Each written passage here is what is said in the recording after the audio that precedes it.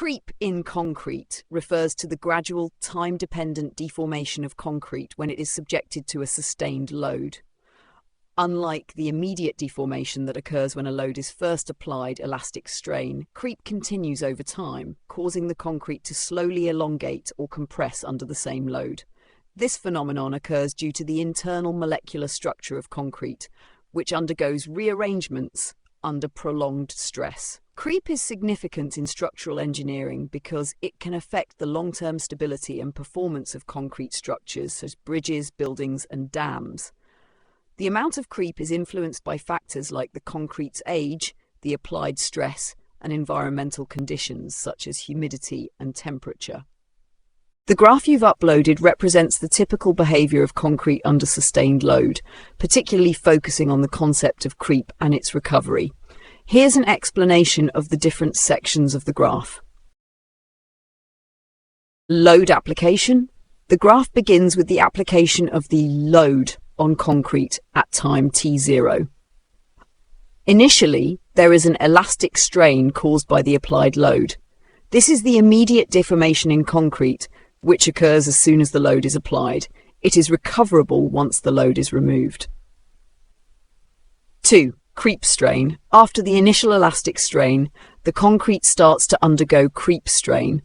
Creep is the time-dependent deformation of concrete under constant load. This section of the curve shows how the strain continues to increase over time, even though the applied load remains constant. This is the primary characteristic of creep. The creep strain gradually increases with time, reflecting the slow but steady deformation in concrete due to sustained loading. 3.